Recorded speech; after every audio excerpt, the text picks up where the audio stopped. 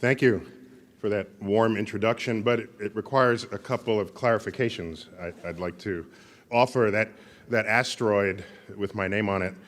Before I agreed to accept that distinction, I verified it was not headed towards Earth, because that would be rough right there. Asteroid Tyson takes out North America.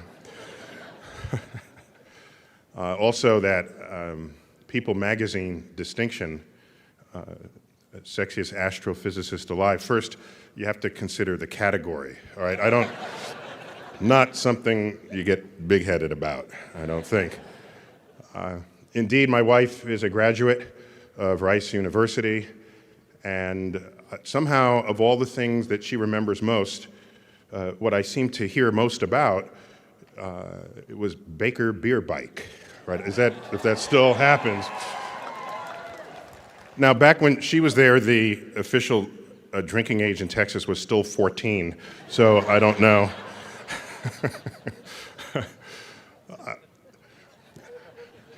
Now, why am I asked to deliver this commencement address? I think it's because of my association, my long association as sort of a follower and advisor of NASA. And it was announced that this is the 100th anniversary, the closing of the 100th year of the founding of the school. It's also the closing of the 50th year of the famous speech given by President Kennedy in Rice Stadium to an audience of 35,000 people titled, "We Choose to Go to the Moon" speech. That very phrase appears in the speech, and it is followed by the phrase, "Not because it's easy, but because it's hard."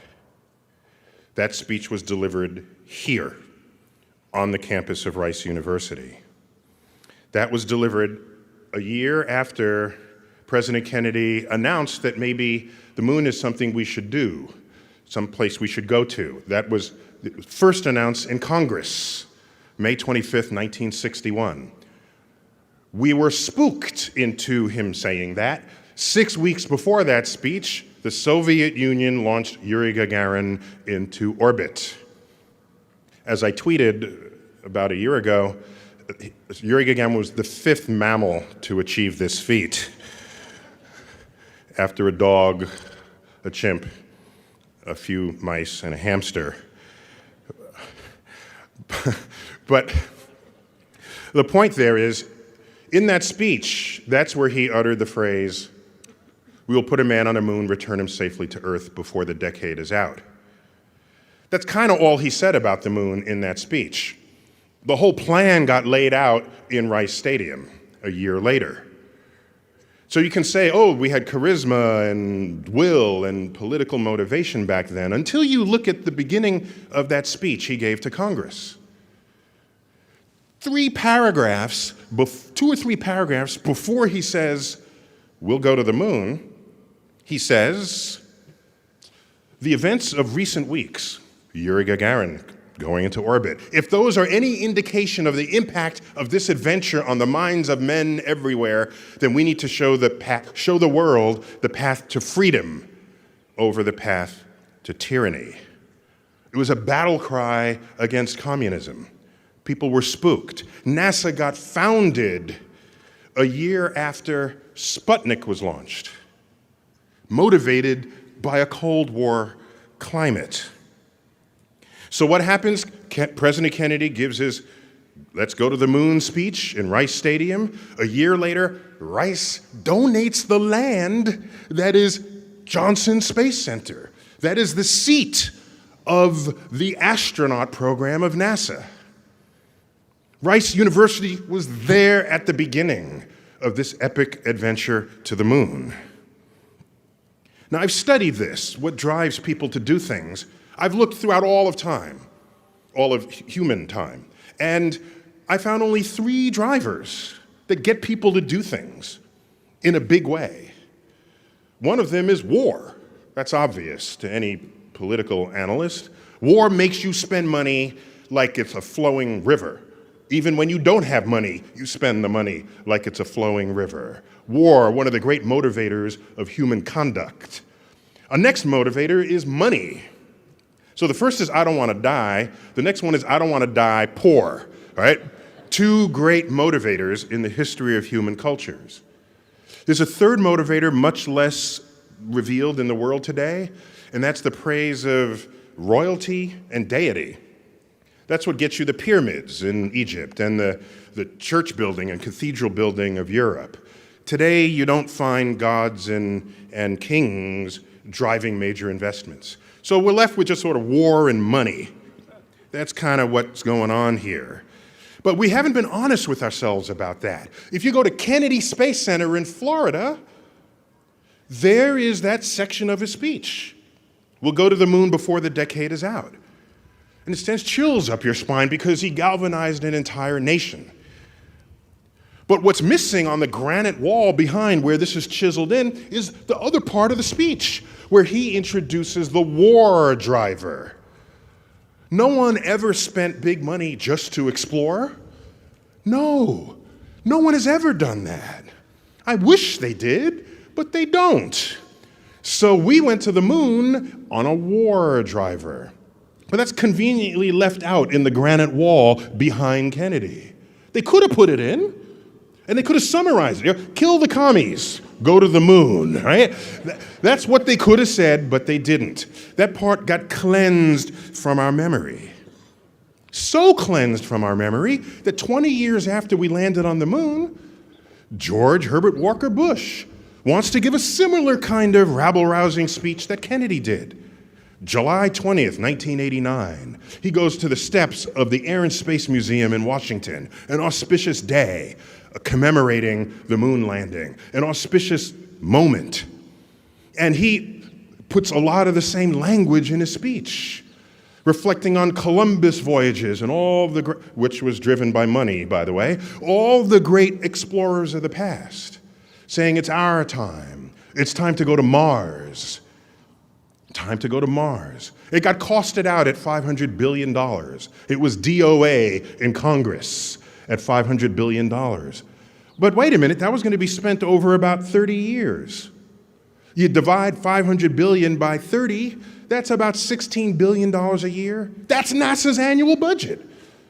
You could have just made that the trip to Mars. But people got spooked by the money. Why? You know what else happened in 1989? Peace broke out in Europe. That's what happened in 1989. The war driver evaporated. No, we didn't go to Mars. No. And people are saying, oh, we lost our drive, we lost our will. No, it's the same will we've ever had. We just weren't threatened. That's a sobering thought. But there's a solution in there, I think. There's a solution. How about the money driver? Do you realize in the 1960s, the GDP per capita of the United States rose 35% across that decade, and it hasn't risen that high since?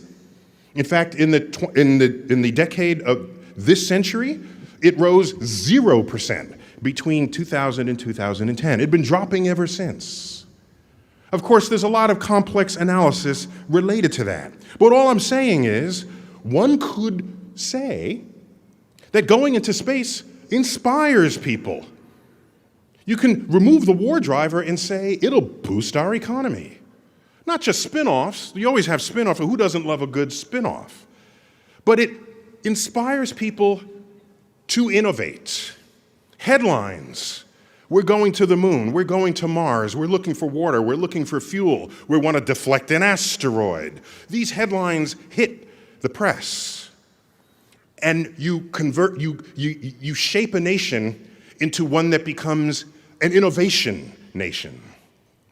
That's what was going on in the 60s. Everybody was thinking about the future. That was the bloodiest decade on American soil since the Civil War 100 years earlier. Civil rights movement, campus unrest, 100 servicemen dying a week in a hot war in Southeast Asia. We were in the middle of the Cold War. 1968, the bloodiest year in that decade, 2 assassinations. Apollo 8, an unheralded mission. Hardly ever hear of Apollo 8. The first mission to leave Earth and go someplace other than orbit. It went to the moon. Didn't land, but it went to the moon. December 1968. It orbited the moon, came around the backside. They held up a camera, and there was Earth rising over the lunar surface. That, to this day, is the most recognized photograph of anything at any time, of any object. Earthrise. And there was Earth, not as we had ever seen it. It was in display as nature would have you absorb what it is. There was Earth, not with color-coded countries. There was Earth with oceans, land, clouds. Do you realize no representation of Earth before that included clouds? No one thought to think that maybe the atmosphere is part of Earth. No one drew that before. So what happens? Here's something interesting. Over the next 4 years, 1969, 70, 71, 72, 73, 5 years, the following happens on Earth. The Environmental Protection Agency is founded. A Comprehensive Clean Air Act, a Comprehensive Clean Water Act is passed. Earth Day is founded. The organization Doctors Without Borders is founded. Where did they get that phrase, without borders? Where did that come from? Did anyone before that photo think of Earth as a place without borders? No. What else happened? DDT was banned. The catalytic converter was introduced. Leaded gas was removed from the environment. All of this happened in those 5 years while we were still at war. Something changed about us after the publication of that photo. It was a cultural response to our presence in space. It affected commerce. It affected how we treated Earth. It affected our outlook. It had us thinking about a future as never before. The World's Fair in New York City was all about the future. All about the future. The World's Fair didn't create that decade. The decade created that World's Fair. And so you know what happens? You go to the moon, you look back, and it's a whole new perspective. A cosmic perspective. We went to the moon to explore it, but in fact, we discovered Earth for the first time. That takes vision. By the way, the first president of Rice University was an astrophysicist. Look it up. What of private enterprise? They're there. They're going to help out, but they're not going to lead this. You know why they can't lead it? Because space is expensive, it's dangerous, and it has unquantified risks. You put all three of those under one umbrella, it cannot establish a capital market valuation of that exercise. Private enterprise comes later. Governments need to do that first, to find out where the trade winds are, map the coastlines of space. Then private enterprise comes in. That's how it's always happened. That's how it happened with Columbus. The first Europeans to the New World were not the Dutch East India Trading Company ships. It was Columbus, funded by Spain, in a vision that the nation had of exploration. All of you will graduate in some kind of major today. A major. But you know what your major is? You can boast of what you know in your major, but at the end of the day, it's actually a stovepipe. You know a lot about this thing that sits in a stovepipe. But I just described to you the Apollo program that involved mathematicians, scientists, engineers, artists. Artists captured what this voyage was on the pages of Life magazine and Collier's magazine. Artists, engineers, lawyers, yes, there are lawyers in there too. It was an entire participation of a culture, an interplay of politics, science, technology, and who and what we were as a nation. So your diploma is really not a ticket to show off what you know. You know what it really is? It's permission to admit to yourself how much you still have yet to learn. And you know what's still left to learn? All the things that come together when great things happen in a nation, when great things happen in a world. As I said, the science, the art, the geopolitics, all of that matters. All of it. Nothing happens without some touching of all of those branches of culture. There is no solution to a problem that does not embrace all that we have created as a species. So I can tell you the original seeds of the space program were planted right here on this campus. And I can tell you that in the years since we landed on the moon, America has lost its exploratory compass.